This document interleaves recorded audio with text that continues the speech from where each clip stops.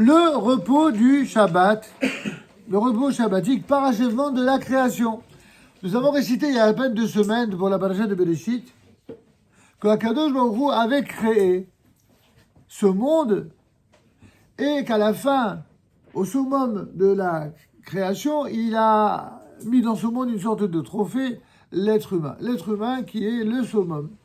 En fin de compte, voilà, tout ce qui a été fait dans ce monde, c'est pour lui.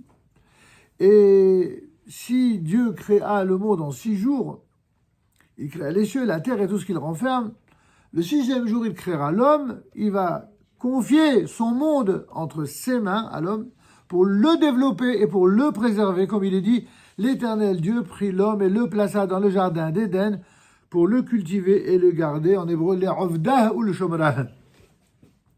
C'est donc dans le livre de la Genèse, dans Bereshit, au 2e chapitre, verset 15.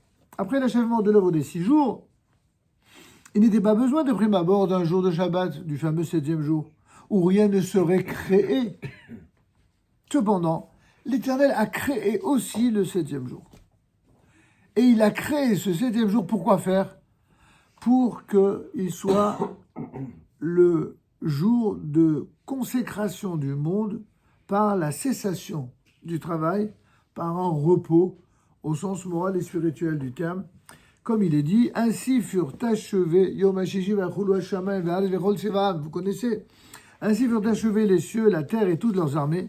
Dieu mesura le 7e jour l'œuvre qu'il avait faite et il s'abstint le 7e jour d'ajouter à toute l'œuvre qu'il avait faite. Dieu bénit le 7e jour et le sanctifia, car en ce jour, il cessa toute son œuvre que Dieu avait créée pour l'accomplir. C'est au 2e chapitre, une fois encore, des versets 1 à 3, versets que nous récitons notamment le Kiddush, vous savez, du vendredi soir, de veille de Shabbat. De ça, je pose la question, Hashem bara Elohim Lasot, que Dieu avait créé, s'ils traduisent pour l'accomplir. Mais pour faire quoi, en fin de compte ?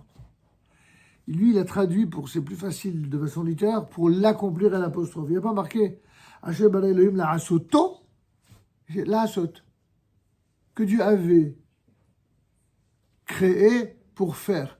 On se serait attendu à un complément d'objet direct. Mais pour faire quoi ? Nos sages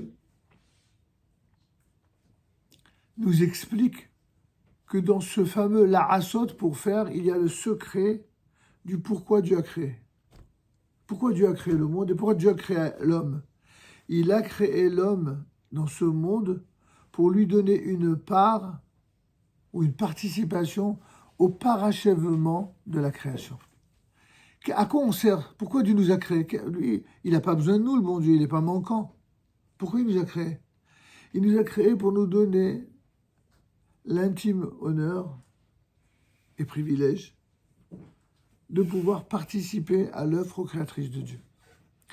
Cela se fera par toutes les bonnes actions que l'on va accomplir, par toutes les réalisations positives de construction du monde, mais aussi par le fait de croître, de multiplier, de se marier, d'avoir des enfants, des petits-enfants. Tout ça, cela participe de cette fameuse œuvre procréatrice. En d'autres termes, le jour de Shabbat, Dieu créa la possibilité de jouir du repos, du calme et de la tranquillité. Je ne vous dis pas les excités du Shabbat, ils passent à côté. N'était-ce le Shabbat, l'aspiration insatiable de l'homme à combler ce qui lui manque, l'aurait conduit à travailler continuellement sans prendre de repos. Il y a même des gens comme ça. Ils travaillent tout le temps, même le Shabbat, malheureusement. Cependant, tout ce qu'il aurait atteint par son travail n'eût pas été suffisant. Ses efforts désespérés, insensés, l'auraient conduit, lui et le monde entier, à la destruction. Pour que l'homme accède au repos, il ne suffit pas qu'il cesse de travailler. Encore lui faut-il être capable de comprendre la valeur de ses actes, grâce à quoi il pourra rassembler de nouvelles forces afin de poursuivre son travail.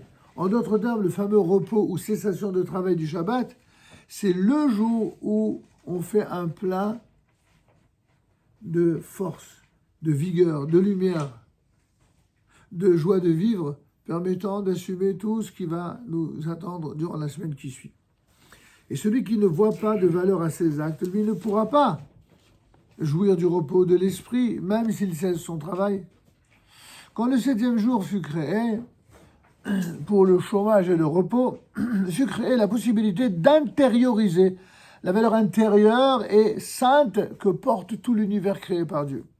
À partir de là, les hommes peuvent se fixer un temps pour le repos, mais aussi percevoir la valeur profonde de leur travail.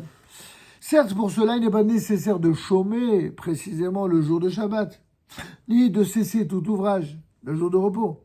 Le principal, c'est de se reposer, de reconnaître la valeur intérieure de son travail. En revanche, pour intérioriser les valeurs divines, profondes et supérieures, et pour que l'on puisse faire progresser et s'élever l'œuvre de l'homme et le monde à un degré meilleur et plus accompli, c'est précisément le jour de Shabbat que l'on doit chômer. Et c'est toutes sortes d'ouvrages qu'il faut cesser, comme on le verra dans les dynimes que nous étudierons en leur temps. Tel est le beau présent dont Akadosh Baruch Hu l'Éternel fit don à son peuple Israël. Par lui, tous les enfants d'Israël intègrent la valeur intérieure et sacrée de l'univers d'une part, mais aussi, depuis la sainteté du Shabbat, ils puisent la bracha, la bénédiction et l'inspiration afin de parachever le monde. Ce qui nous amène à faire un lien historique entre le Shabbat, Israël et la sortie d'Égypte. C'est le dernier point qu'on va développer ce soir.